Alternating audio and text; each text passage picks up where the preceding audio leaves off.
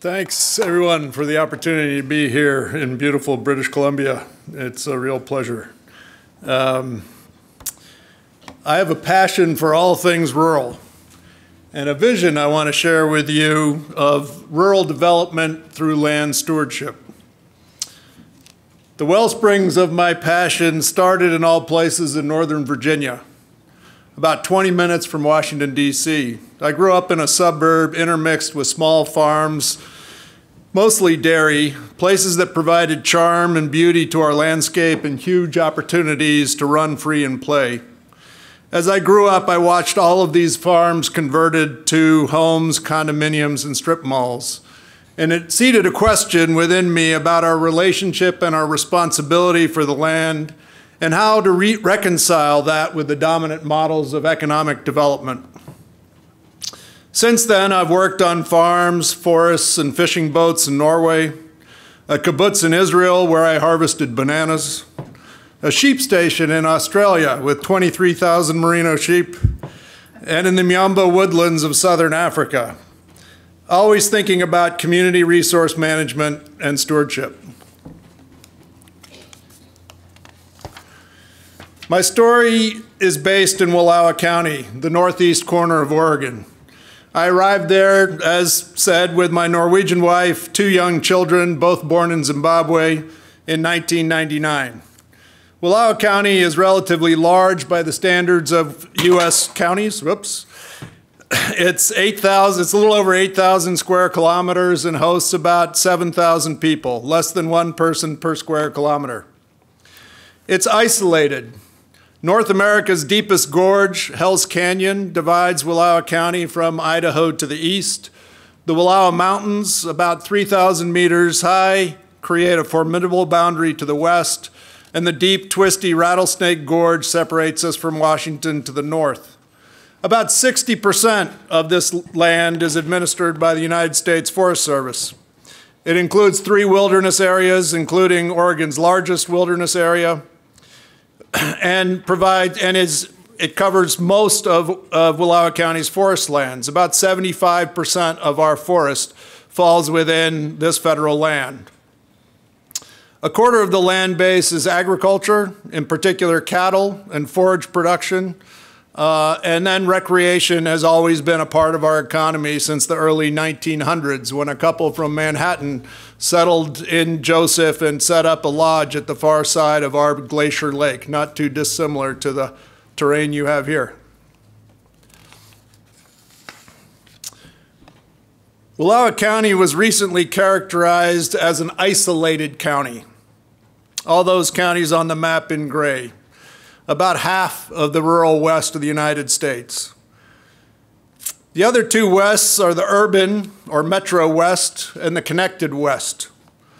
Research by Headwaters Economics differentiated these 3 different types of counties by their access to major markets and population centers. The analysis builds on a clear trend in the U.S. economy. The U.S. is growing more and more reliant on a smaller and smaller number of super-performing counties. The employment rate in rural areas was 2.9% lower in mid-2016 than it was in early 2007, just before the Great Recession. In contrast, the employment rate in metropolitan counties is 4.8% higher than it was in 2007. Businesses are adding jobs twice as fast in urban areas as they are in rural ones. The recovery from the Great Recession of 2007 to 2009 is dramatically different than recovery from past recessions. There has been little or no job recovery in most of rural America. In the western United States, 75% of jobs are now concentrated in less than 10% of the region's 415 counties. Rural economies have suffered the most from offshoring and automation. Our economies are described as thin, over-reliant on government, healthcare, and transfer payments. While I find the 3 West typology useful from a storytelling perspective, I'm not inspired by the resulting policy recommendations. Improve access to metro areas. Invest in recreation infrastructure. My favorite, facilitate the movement of unproductive labor to the hyper-productive supercities dotting the periphery, or continue to invest in the efficiencies of scale, in large-scale commercial agriculture and international trade and commodity products. It is clear that innovation is needed in rural policy in America. There's a scarcity of critical and creative thinking when it comes to sparsely populated places. We need to find real solutions and back them with appropriate public and private financing. Rural vitality is critical to national progress, prosperity, and political stability. Our nations cannot achieve their economic and social ideals if the cultivation of opportunity is concentrated only in urban areas. Rural communities are both the home and the steward of abundant natural resources on which our national economies depend and through which our national spirit is nourished. It is the primary domestic source of food and energy consumed by our citizens, and with the potential to supply even more and reduce dependence on outside sources. It's critical to our nation's ability to mitigate climate change and the need for clean water through healthy forests and sustainable agriculture. Rural is the locus for manufacturing, energy, agriculture, and forestry sectors that drive much of our wealth generation. And it has the potential to do so much more. Rural is also diverse in its people and increasingly a place where immigrants and refugees settle. From 2012 to 2014, across the United States, 31% of net new residents in rural communities were born in another country. Rural places also provide a willing and able testing ground for policy and practice innovation that can be adapted in cities, towns, and regions nationwide. In the U.S., the rural West in particular, thanks to the tremendous opportunity across our federal lands and adjacent working private lands, we are well positioned to advance a new model of rural development based on land stewardship.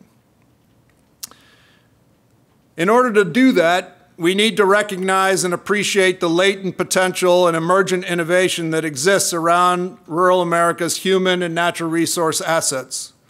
Rural community leaders typically have the most knowledge about what their communities need to succeed. The challenge lies in assembling the right constellation of resources, human, political, and financial, to get there. With the right resources, rural places can transform themselves. While we describe our work in various ways, at our core, we're trying to advance stewardship economies. We concentrate on four key areas, four pillars of a stewardship economy. The first, and probably the most obvious, is land stewardship. We need to reinvest in the land, regenerate our soils, clean and sustain our water, restore our forests and rangelands, create new systems that allow wildlife to flourish.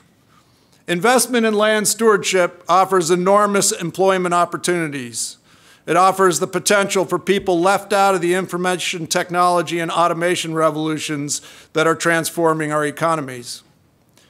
We also need to make sure that our businesses add value to stewardship, reinforce stewardship, that our businesses locally are not based on the mining of our soils, forests, waters, and more broadly, our landscapes, that they're attuned to that stewardship, reinforce it, and create market mechanisms that help drive stewardship forward. We also need to invest in education, training, and research and development.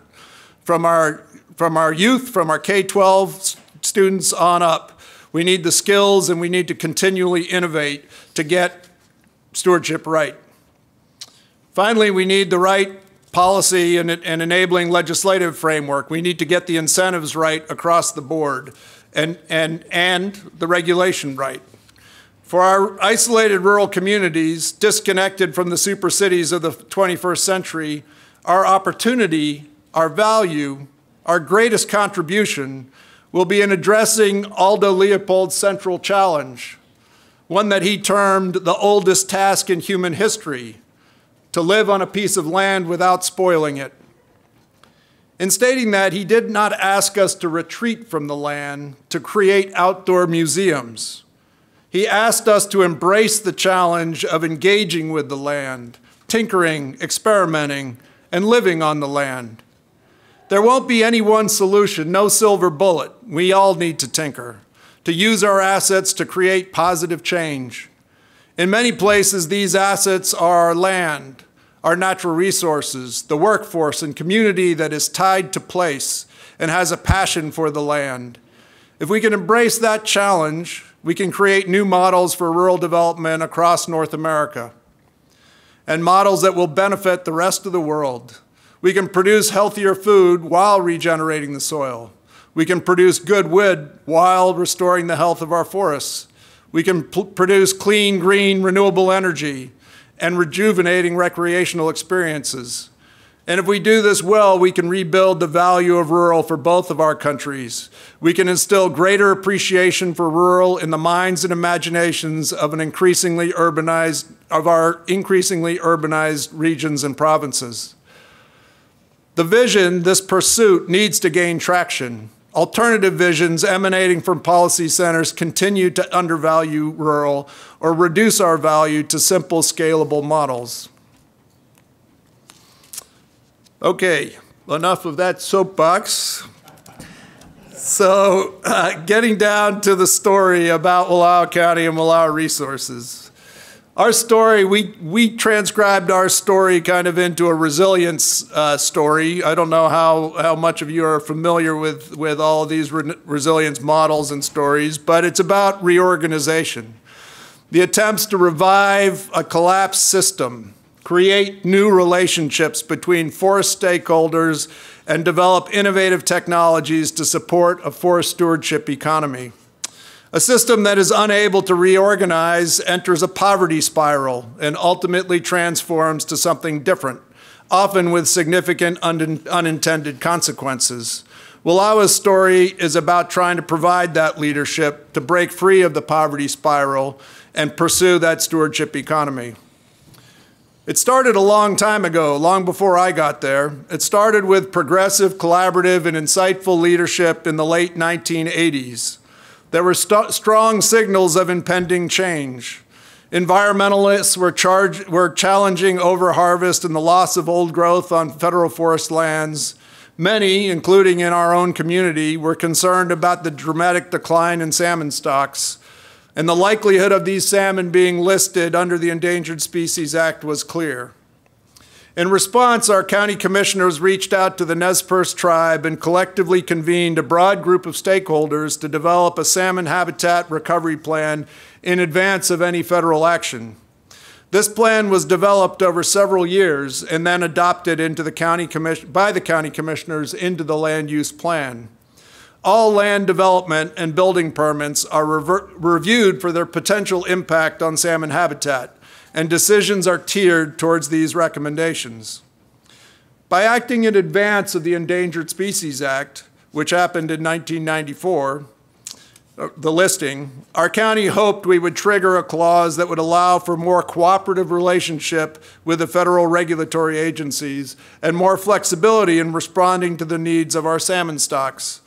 That didn't really happen, but the effort to create a lasting structure under county government, the Natural Resource Advisory Committee, that is a forum for multi-stakeholder deliberation and planning in support of our county government, that still exists and has met every month for the past 21 years. Over the same period of time that Chinook were listed, the federal government shifted from its decades-old policy of sustained yield from our federal forests to one of ecosystem management. The change was dramatic, resulting in a 95% reduction in timber harvest off of federal lands, the collapse of our dominant industry, and the loss of about 25% of our highest paying jobs. In addition to the loss of jobs, our federal lands have also been the source of funds for rural counties, compensating for the loss of property tax. Those funds have been critical to the support of our K through 12 schools, our road departments, law enforcement, and search and rescue. With a drop in harvest, most of that county funding went away as well. The collapse in Wallowa County was mirrored across Oregon and across the Pacific Northwest, which had been the timber basket of the United States. The shift in policy, however, was wrought with uncertainty. What management goals and objectives would replace sustained yield? How would the Forest Service reconcile its multiple use directive? How would the agency balance the siren calls of individual species with the larger dynamics of our ecosystems? What should guide the agency's work? And what value would our national forests generate that would help sustain federal funding for their management? These were and remain no simple questions. Beyond those questions for the federal government, the more immediate questions in our community were the profound social and economic impacts of this shift in policy and the subsequent ecological impacts. Within our counties, unemployment escalated with significant seasonal variation. We moved from having a lot of good year-round, well-paid jobs to being pretty much an agriculture and recreation economy with a boost in employment and revenue from May through October, and then periods of very high unemployment and very little activity through the rest of the year.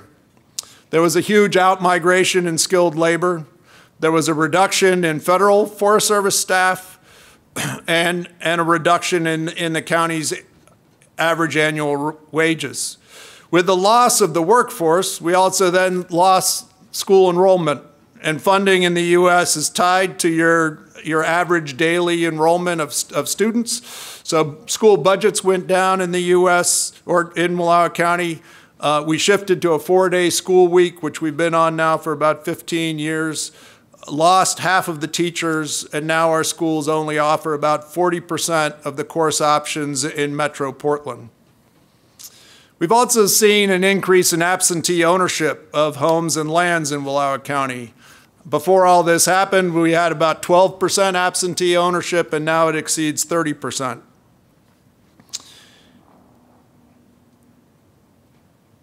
The ecological significance has been as profound.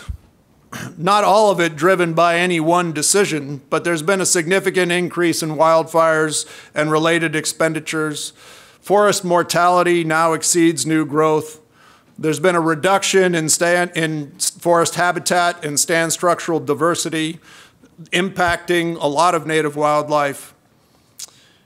And stand stocking has an impact on stream flows, temperature, and chemistry, also impacting the salmon.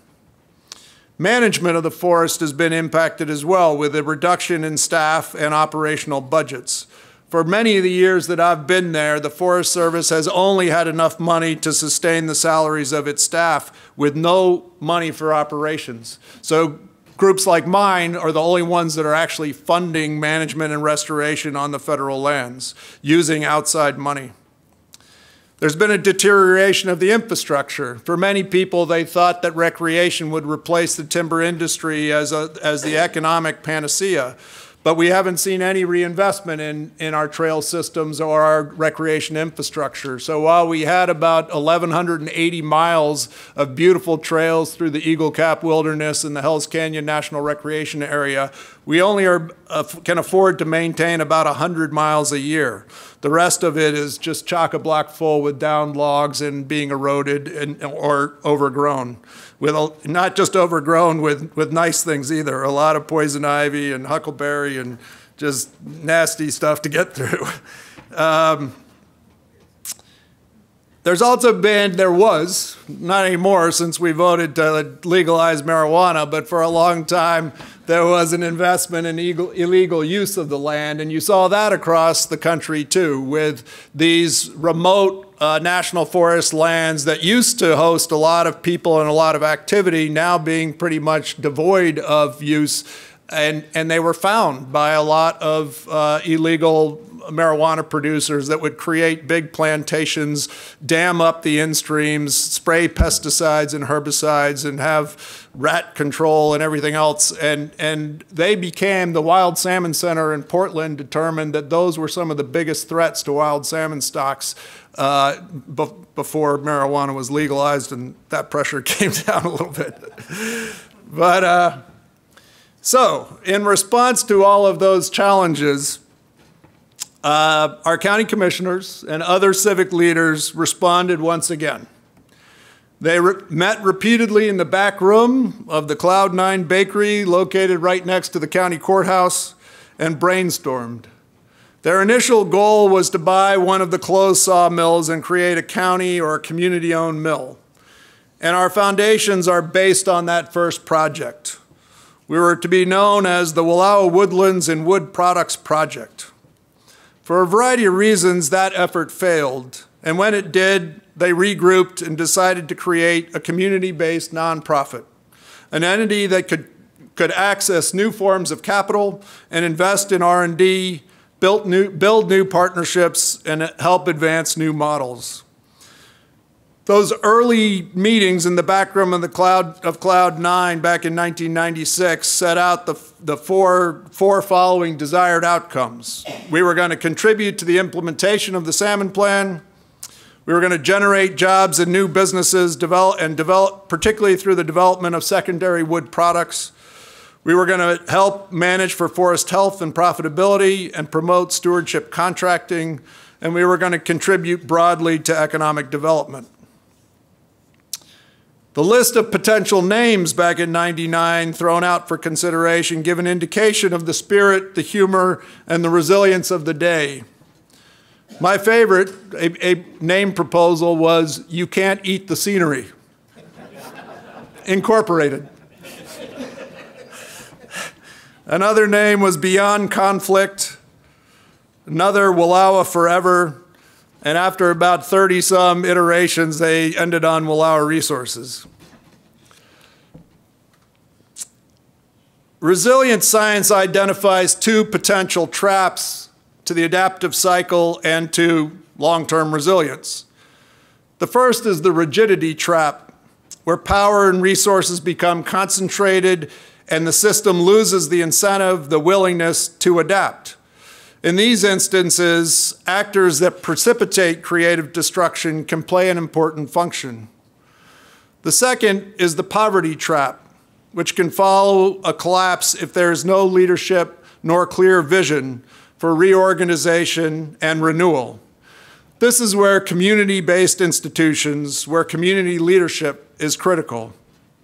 Shortly after Wallowa Resources was created, we were recognized by the county commissioners by resolution as a lead agency assisting the county's economic development, with particular emphasis on the first goal, to retain, restructure, and diversify the county's natural resource sector. We have approached this through the following strategic elements. The first is investment in and leadership for inclusive place-based collaboration. That's across public and private lands with both local and external stakeholders. And that's important in any place that has federal land. There's a recognition across America, as I'm sure there is in Canada too, that it's not only the local voices that should matter when it comes to federal land, to national land, to crown land. But it is important that the local voices are empowered, that they have an equal seat at the table, that they have the capacity to raise that voice and prepare good ideas, good thoughts, good recommendations, the same as some of the dominant stakeholders that have participated in the management of the federal lands for so long. So the goal there is that collaboration is the way we work, that it's place-based, place-focused, but not limited to only local people, but that we ensure that external stakeholders that have an interest in our forest, in our system, really bring their ideas within the context of our own local place, that they're not just generalized positions that they hold nationally. The second is that we focus on stewardship, which is about essentially ensuring the long-term ecological health and functioning of the land, while we also produce goods and services needed by society today. The third is that we maintain the value of working lands and associated jobs and businesses. In America, there's tremendous pressure for alternative use of these lands, much as there was in Northern Virginia when I grew up. Some analysis under Oregon's big look of their land use planning suggested that industrial forest lands in eastern Oregon would be worth 3 times as much converted to development, to housing development, as they are as working forests today. So how do we address that imbalance? How do we restore the value of those working forest lands and keep these large landscapes in productive use, both from their ecological value, but also their broader value to society and our community? To do all this, obviously, we need to invest in research and education, and we need to build community capacity for innovation, partnerships, and that continuing R&D. This is kind of a crazy slide. I apologize for that, but I'll walk you through it. So Wallowa Resources is now in our 21st year of operation. We have a very diverse and integrated systems approach to our mission and purpose, which is implemented by our nonprofit and 2 wholly owned subsidiaries, one which is a for-profit and another nonprofit, as well as numerous partnerships. I apologize for the acronyms in the slide. It's one I usually just use for staff and board members. But in short, it speaks to starting from the far left, our watershed stewardship program work, which was where we started, and I'll get back to that, our business development work, our research and education work, our policy work, and our efforts to build strong regional partnerships and coalitions, all to help drive outcomes around jobs, lands, revenues, markets, access, and partnerships for our community and for Northeast Oregon. In our large, sophisticated, and mature capitalist democracies, we know local innovation only gains traction if it's supported by complementary change at intermediate and national levels. So partnerships and programming aimed at influencing such change is critical to long-term success. So where did we start? So when I got there in 1999, the organization had been around for 2 years formally. It was established in late '86 and officially appointed staff in '97. And it had principally been a convening organization. It had brought groups in from around the West that were also trying to address this transformation, the sudden shock to their traditional natural resource economies, and listen to, much like we're doing here today, listen to ideas, models, suggestions, lessons from other places. But there was a growing impatience, I think, that this organization that the community had helped found would start doing something. So I was brought in, having worked with a lot of different groups as a field program manager, project manager, to develop the field programs for Wallowa Resources. But luckily, my executive director did a great thing from my perspective. She told me when I was hired that she didn't expect me to do anything for at least 6 months except meet people. I was an outsider, had worked most of my life overseas. I grew up on the East Coast. I'd never been to Oregon before I took this job. She knew it was important that I build local relationships, but that also that I'm listening to their ideas, their knowledge, their experience, their dreams, and that we begin to craft our program around that strong sort of local base. So I did that, and it mirrored very much. When I talk to students, I tell them some key lessons from my life. I remember when I just finished graduate school, I'd been working for a family forest operation in Norway, just north of Oslo. And then I was recruited to train a team in Botswana, northern Botswana, in forest inventory and management planning. And my boss took me to the airport in Oslo and sent me down to Botswana. And he said, remember, Nils, that when you get there, you have tremendous experience and a very good education, but every single one of those people you're going to meet in northern Botswana knows more about their forests than you do, right? And that, I guess I heard that when I was 24, and it always stuck with me. And when my boss, Diane Snyder, offered the same advice coming into Wallowa County, I knew I was in the right place. Eventually, I like doing things. I like talking, I believe in collaboration, but I also want to make sure it translates to action. So I didn't wait 6 months. I got a sense that there were some easier opportunities to pursue. And we began a process that we called stewardship contracting, of putting people that had been working in the mills, working for forest contractors primarily engaged in timber harvest, to work doing forest restoration, raising the money to do aspen restoration, wetland restoration, noxious weed or invasive plant species management, trail maintenance, replacing culverts with bridges to improve fish passage, basically beginning to transform our timber harvesting contractors to fully integrated stewardship contractors. And those were really easy opportunities to do. And they also capitalized on some analysis we had done. Right when I got there, we did some analysis of who was benefiting from work on the federal lands.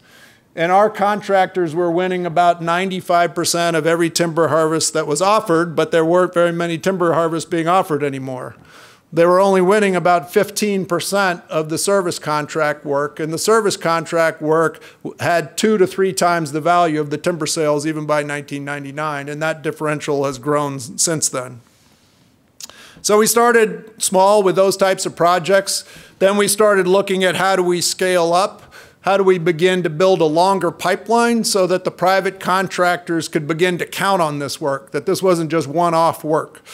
And so we became an early innovator in forest collaboration. We took a proposal to the county commissioners in October of 2000 to start something called the community planning process, where we would purposely and proactively ask the environmental groups that had been appealing and litigating action on the federal forest to sit down at the table with us and figure out what positive action did we all agree needed to happen, and build a program of work around that. And in order to do that, we also invested about $350,000 in an integrated watershed analysis. We took 175,000 acre watershed, and we put local contractors to work doing stand exams, range condition assessments, riparian condition assessments, wildlife surveys, cultural resource surveys, road and recreation infrastructure use and condition surveys. And we brought all this information back and looked at what actions had win-win across these resources, and where there were conflicts, maybe between forest and riparian or forest and wildlife or cultural. How could we reconcile those in a way that everybody would support? And we took that as kind of a pre-planning document to the Forest Service and said, all of these stakeholders, from the timber industry to the environmental groups and the county commissioners and everybody in between and the tribes, agree that this would be a positive source of action for our watershed. If you push this through NEPA, you can expect support from all of us. So they did, and we were able to restore about 15,000 acres of forest. We opened up 34 miles of native steelhead habitat. We transformed about 7.5 miles of valley bottom or sort of adjacent riparian road system back to a natural condition. We did a whole range of things over about 5 years, and it generated $6 million of benefit back to our local contractors. Not one of those projects was appealed or litigated, and that was the first time we hadn't had legal action on federal forest projects in over 10 years. So that was a good thing. It also helped begin to build momentum across the West for this idea of forest collaboration and for the value of community-based institutions. So that's a map showing what the University of Oregon's Ecosystem Workforce Program identified as 3 early innovators in forest collaboration. The Applegate Partnership, the Hayfork Watershed Center in Hayfork, California, and Wallowa County up in the north there in the star. But since then, over the last, and this map actually needs to be updated, almost every national forest across the West now has a forest collaborative working on it. So there's been tremendous spread of that idea. Like with any idea, it doesn't work equally well in every place, and there's different challenges in each place. But the concept of collaboration, which is in one sense kind of a baby step or a small aspect of co-management, collaboration as a means to bring people together with the federal agency and work more in partnership together than just be on the receiving end of the black box of federal analysis and planning and recommendations, right? That we actually begin to work more together. And for the most part, it is generating really strong results. Another thing that came as we started building this stewardship contracting is that we got more and more requests to build this one aspect, which was collaborative weed management. The county had been concerned about weeds and had a cooperative weed management program since the 1920s. But it was kind of foundering, and when we started pushing on support to contractors, they asked us to take over this collaborative weed management in our county. Our program is now actually 1.6 million acres, and it covers bits and pieces of 4 different counties. And it's actually one of our biggest consistent job impact areas. A lot of the contractors have grown their workforce, brought kids back to do this type of work on a regular basis. And it's not just about weed spraying. It is looking at integrated weed management. So we're looking at different types of land management and restoration, biocontrols, as well as chemical applications, and having an impact. I mean, if you drive through Wallowa County compared to other parts of the Intermountain West, we have a much better picture of noxious weeds than many of our neighboring counties.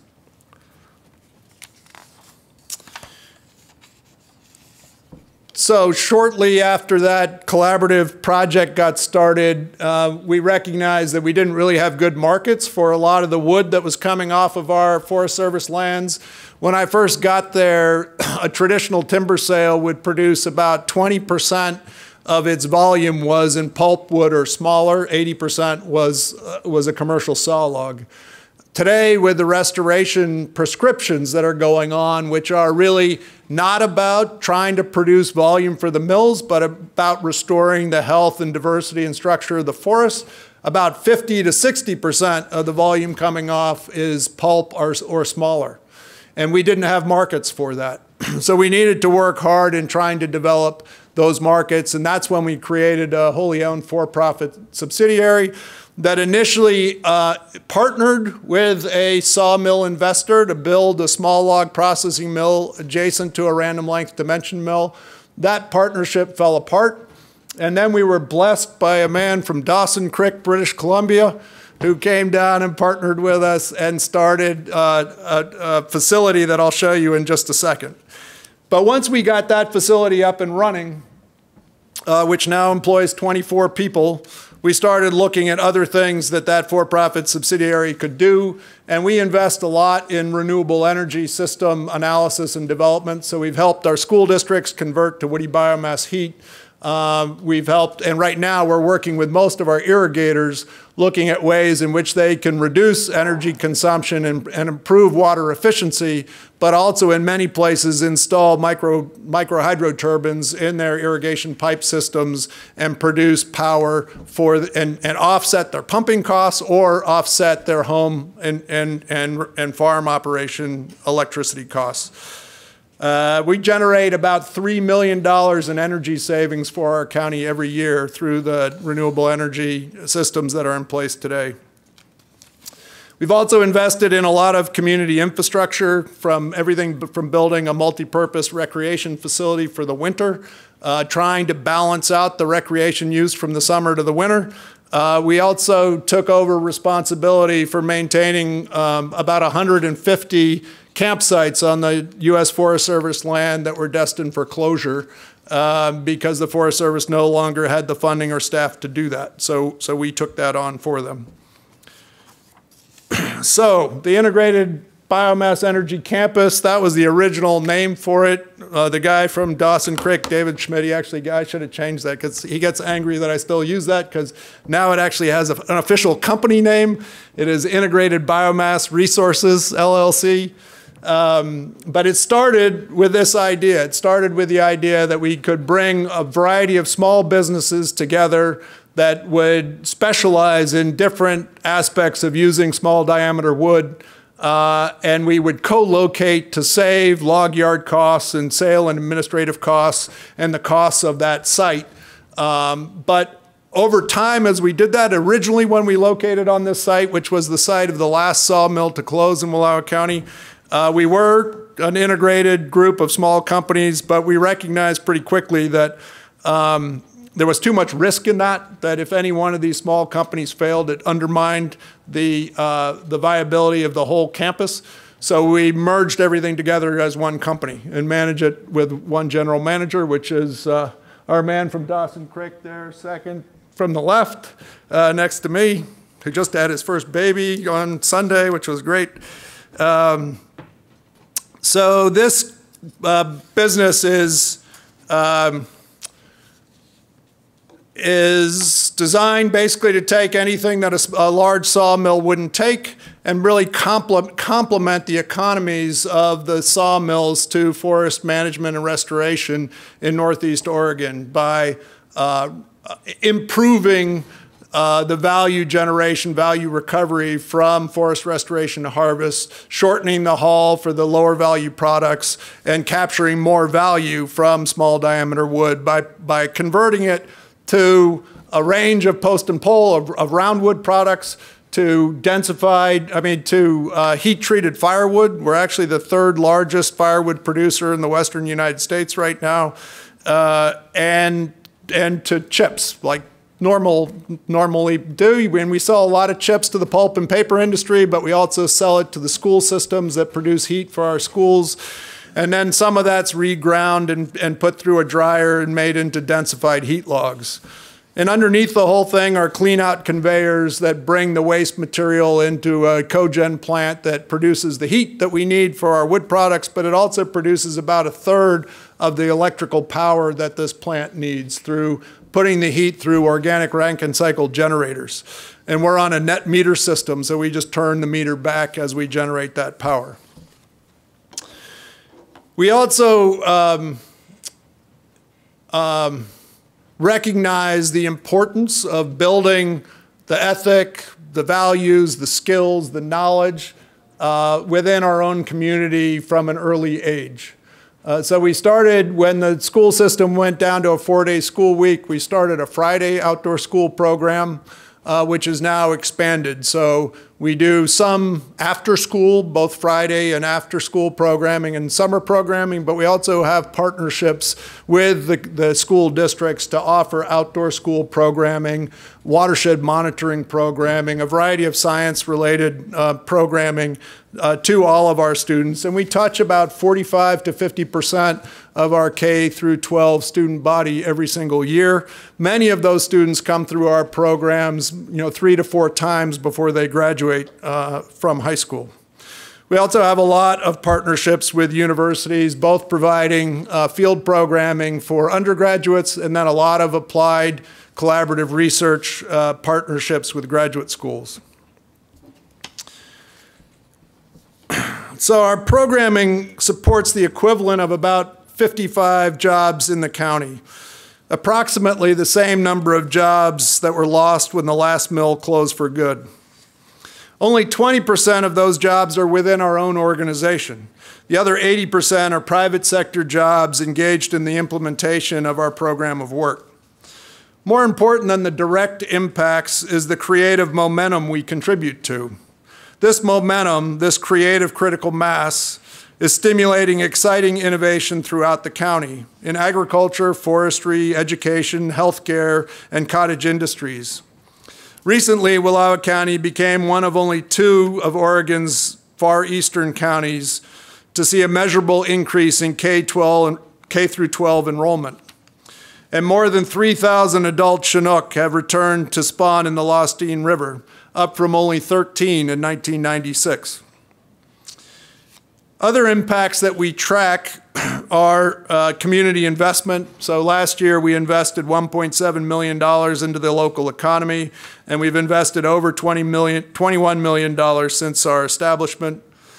We partner with about 85 landowners in the stewardship of about 1.8 million acres across 3 counties.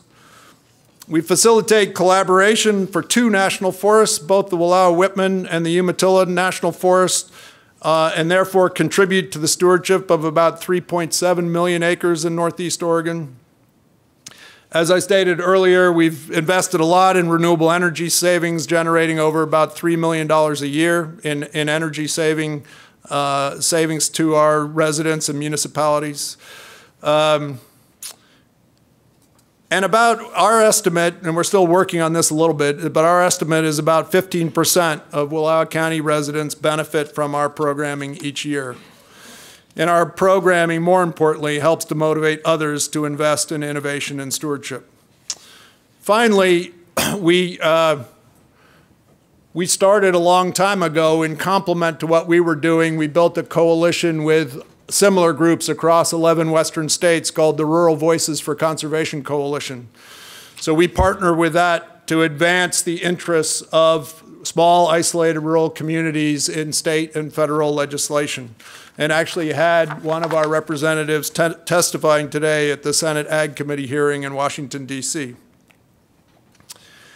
In closing, Wallowa Resources is focused on land, knowledge, and community stewardship. For us, stewardship signifies our responsibility to manage and respond progressively to the factors affecting the sustainability of land and community. For us, it's synonymous with husbandry, care, and conservation. We envision a region where all rural communities have access to the knowledge, resources, opportunities, and services they need to secure their livelihoods and steward their landscapes. For this vision to be realized, people must have good jobs, quality education, decent and affordable housing and health care, access to capital and markets, and influence over the management of local natural resources. This work requires the integration of social, economic, and ecological issues to identify and implement strategies that conserve cultural and biological diversity, promote sustainable use, and ensure the fair distribution of benefits. It also requires partnerships, collaborative relationships that build consensus on the desired future of our county and resources and people, partnerships that coordinate effort and leverage resources, and partnerships that provide the framework to scale up and address larger regional and national constraints to local revitalization. Thank you.